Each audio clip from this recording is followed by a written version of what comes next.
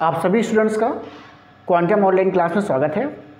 ऐसे बच्चे जो बीएससी थर्ड सेमेस्टर में हैं उनका भी एग्ज़ाम मिड टर्म का बाकी है और ऐसे स्टूडेंट्स के लिए थोड़ा दिक्कत है कि क्या पढ़ें क्या ना पढ़ें, कौन से क्वेश्चन इंपॉर्टेंट होंगे। ढेर सारा उस सिलेबस लेके बैठे हुए हैं, तो उनकी थोड़ी सी हेल्प करने के लिए मैं आपके लिए कुछ क्वेश्चन इंपॉर्टेंट लाया हूँ जिनको पढ़ करके आप अच्छे मार्क्स पा सकते हैं। ये ऐसे क्वेश्चंस हैं जिनको आप एग्ज़ाम में देख सकते हैं। साथ ही साथ आप जो पहले से प्रिपेयर क्वेश्चंस हैं उनको आप देखते रहिएगा, लेकिन ये ऐसे क्वेश्चन है कि इनको थोड़ा सा टाइम आप दे सकते हैं। अभी मैंने बीएससी फर्स्ट ईयर के लिए को इम्पॉर्टेंट क्वेश्चन बताए थे और आज उसका पेपर था। मेरे बताए हुए 6 क्वेश्चन में से 4 क्वेश्चन आए हैं, तो आई होप कि जो मैं आपको बताने वाला हूँ इसमें भी अच्छे क्वेश्चन आपको मिल जाएं और आपके नंबर अच्छे आएँ। मुख्य उद्देश्य हमारा है कि आपके नंबर बहुत अच्छे आएँ। 15 नंबर का अगर पेपर है तो 15 मार्क्स में आप बहुत अच्छे नंबर पाएँ, 15 में 15 आप पाएँ, ऐसा हमारा उद्देश्य होता है। उसी उद्देश्य से हम क्या कर रहे हैं, कुछ इंपॉर्टेंट क्वेश्चन आपको बता रहे हैं जिन पर आप ज़्यादा फोकस करिएगा, उनको अच्छे से प्रिपेयर करके जाइएगा। ये ऐसा नहीं है कि आप उन्हीं को बस देख के जाएँ, ये कर सकते हैं, उसको अच्छे से आप देख के जा सकते हैं। यूनिट वाइज हम देख रहे हैं मिड टर्म का एग्जामिनेशन है, तो मिड टर्म के एग्जामिनेशन में हम सोच के चल रहे हैं कि 4 यूनिट से क्वेश्चन आने चाहिए। 4 यूनिट से 4 से 5 यूनिट को हम फोकस कर रहे हैं और उसमें हम सेफ भी रहेंगे।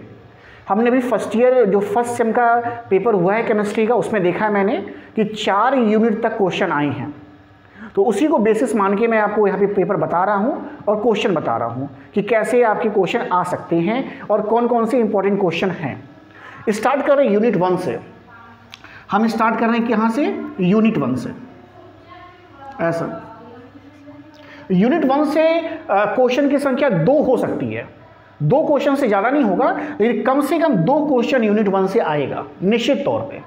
और मेरे हिसाब से वो 2 क्वेश्चन कौन कौन से हो सकते हैं, तो मेरे हिसाब से ऐसे क्वेश्चंस जो सबसे इंपॉर्टेंट हैं, तो मैं कहूँगा सबसे इंपॉर्टेंट क्या है, वो है ऑर्डर ऑफ रिएक्शन। अगर पहले यूनिट से देखा जाए, अगर पहले यूनिट से जो सबसे इंपॉर्टेंट टॉपिक है वो है ऑर्डर ऑफ रिएक्शन। क्वेश्चन क्या हो सकता है, what is order of reaction, ऐसा। साथ ही साथ क्या जोड़ सकता है, जोड़ सकता है कि यहां पर रेट कांस्टेंट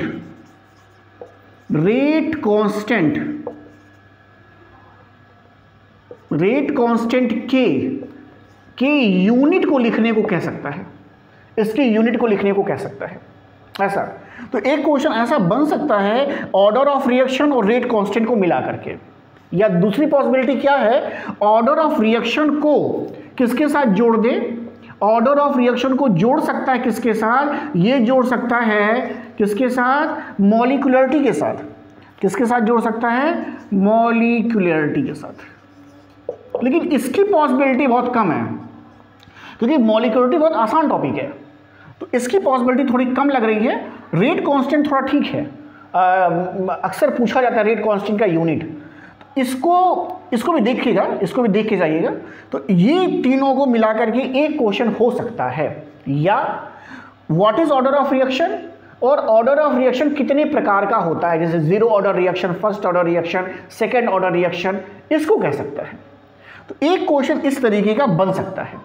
और जो दूसरा क्वेश्चन इससे बनने की संभावना मुझे दिखाई दे रही है, वो क्या दिखाई दे रहा है, वो दिखाई दे रहा है इंटीग्रेटेड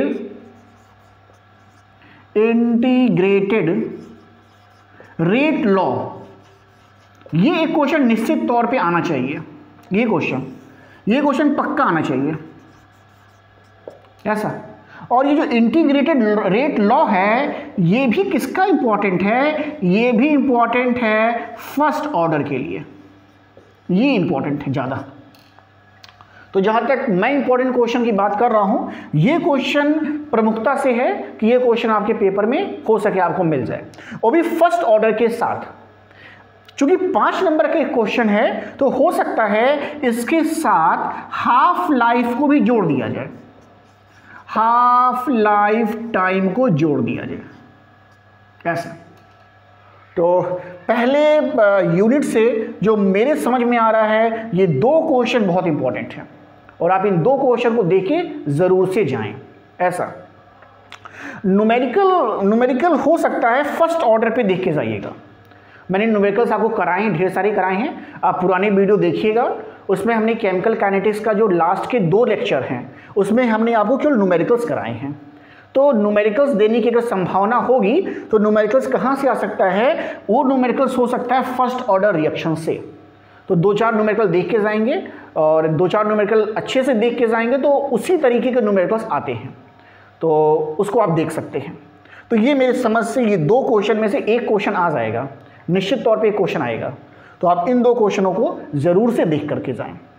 इसके अलावा जो मैं और समझ रहा हूँ इसमें से, मैं इसमें जो समझ पा रहा हूँ ये हो सकता है, एक और मुझे समझ में आ रहा है आर्हेनियस इक्वेशन या एक्टिवेशन एनर्जी। बस एक मुझे और समझ में आ रहा है कि अगर कहीं से कुछ कहा जा सकता है अगले क्वेश्चन के लिए तो एक और टॉपिक हो सकता है मेरे हिसाब से, और ये हो सकता है आर्हेनियस इक्वेशन हो सकता है, लेकिन ये थोड़ी प्रोबेबिलिटी कम लग रही है मुझे आर्हेनियस इक्वेशन को, लेकिन देख सकते हैं इसे भी, आर्हेनियस इक्वेशन देख सकते हैं। और एक हो सकता है एक्टिवेशन एनर्जी, एक्टिवेशन एनर्जी इसको निकालने के लिए कहता है।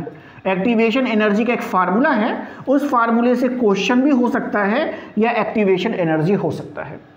तो ये एक यूनिट से ये 4 इंपॉर्टेंट टॉपिक मुझे दिखाई दे रहे हैं, और उन चारों में से ये 2 इंपॉर्टेंट टॉपिक मैंने सबसे पहले लिखे हैं।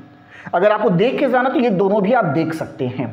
तो जो पहला यूनिट है इसमें से ये 4 टॉपिक अगर आप अच्छे से देख के जा रहे हैं तो आई होप आपको 1 से 2 क्वेश्चन मिल जाएगा ऐसा। इसके अलावा भी आप जो देख रहे हैं देखते रहिएगा, लेकिन ऐसे टॉपिक को देख के ज़रूर जाइएगा, ये मेरा मोटिव है। तो ये बात यूनिट 1 से थी। अब बात कर लेते हैं यूनिट 2 की।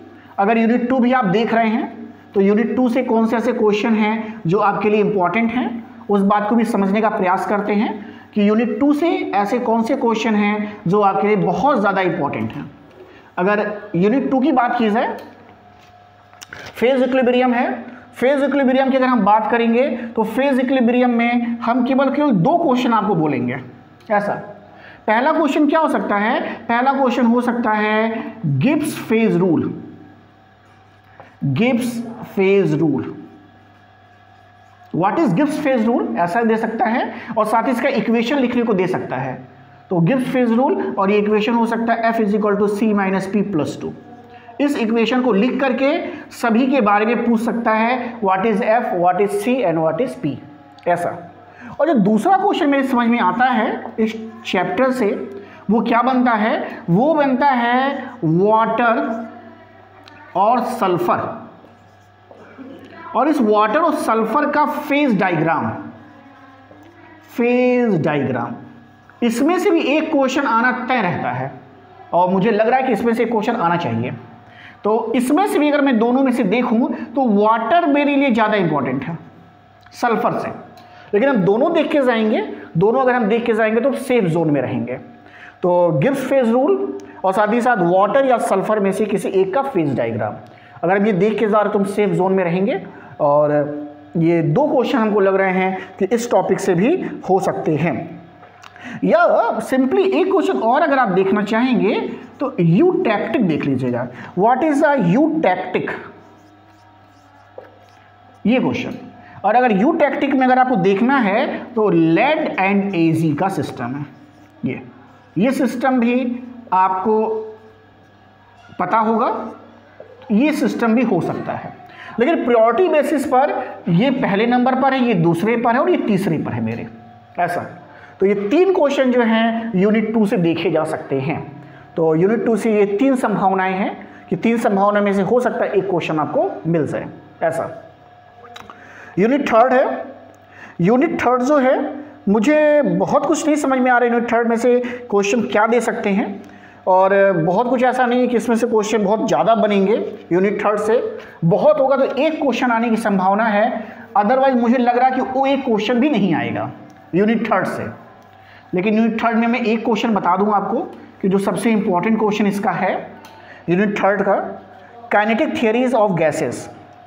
इस में wonder wall equation of state, मुझे ये क्वेश्चन बस सही लग रहा है जो आने की संभावना है, that is a van der Waals van der Waals equation of state. Van der Waal equation है, सिंपली आप ऐसे लिख सकते हैं, वैन डर वाल इक्वेशन देखने को कहा जा रहा है ऐसा। ये क्वेश्चन मुझे समझ में आ रहा है यहाँ से, और बाकी तो मुझे और ऐसा कुछ समझ में नहीं आ रहा है इसमें। तो एक क्वेश्चन मैं कहूँगा ये आप देख सकते हैं यूनिट 3 से। Unit 4 is a liquid state. Unit 4 is a liquid state. Liquid state ऐसा। और मुझे लग रहा है कि लिक्विड स्टेट की अगर हम बात कर रहे हैं तो लिक्विड स्टेट में अगर हम बात कर रहे हैं तो यहां पर मुझे आ रहा है कि लिक्विड स्टेट ही है। व्हाट इज लिक्विड स्टेट, ये क्वेश्चन बन सकता है। एक क्वेश्चन ये बन सकता है, व्हाट इज लिक्विड स्टेट, और इसके टाइप्स एंड देयर टाइप्स कैसा, ये क्वेश्चन यहां से बन सकता है। टाइप्स का मतलब क्लासिफिकेशन से कहने का मतलब है, क्लासिफिकेशन कहने का मतलब थर्मोट्रॉपिक एंड तो थर्मोट्रॉपिक है आपका, थर्मोट्रॉपिक का फिर क्लासीफाई किया गया न्यूमेटिक, सिमेटिक एंड कायरल वाला, वो हो सकता है। तो ये हो सकता है मेरे हिसाब से pneumatic and cholesterol phases. Cholesterol का मतलब कायरल फेज है। तो ये मेरे को समझ में एक क्वेश्चन यहाँ से आ रहा है कि ये क्वेश्चन हो सकता है। तो ये 4 यूनिट है, और 4 यूनिट में मैंने कुल मिला के 4, 3, 7, 8, 9 क्वेश्चन ही बताए हैं आपको हैं। और आई होप कि इसमें से कुछ नहीं तो 3 से 4 क्वेश्चन आपको मिल जाने चाहिए ऐसा। कोऑर्डिनेशन केमिस्ट्री थोड़ा सा टच करना चाहिए मुझे लग रहा है, यानी यूनिट मिड टर्म में हम देख रहे हैं कि यूनिट 4 से 5 तक आने की संभावना है। तो यूनिट 5 का थोड़ा सा टच करना चाहिए, और अगर टच करेगा तो ये क्या हो सकता है क्वेश्चन, कौन से क्वेश्चन से पूछे जा सकते हैं। तो इसमें क्वेश्चन हो सकता है वर्नर थियरी हो सकता है question. What is Werner theory, what is Werner theory, सीधा सीधा क्वेश्चन ये है। तो वर्नर थियरी क्वेश्चन हो सकता है यहाँ से है। और वर्नर थियरी के अलावा मुझे नहीं लग रहा है कि कोई क्वेश्चन से पूछेगा ये, क्योंकि 4 यूनिट हो चुका है, और 5वें से वर्नर थियरी हो सकता है। या अगर बहुत सिंपल क्वेश्चन बनाना चाहेगा, अगर एग्जामिनर बहुत ही सिंपल क्वेश्चन बनाएगा तो what is coordinate bond, question simple भी बन रहे हैं तो व्हाट इज कोऑर्डिनेट बॉन्ड, ये भी हो सकता है। और what is coordinate bond, right the 2 examples of coordination compound, ऐसा क्वेश्चन कह सकता है कि कोऑर्डिनेशन कंपाउंड के 2 एग्जांपल आप बताइए।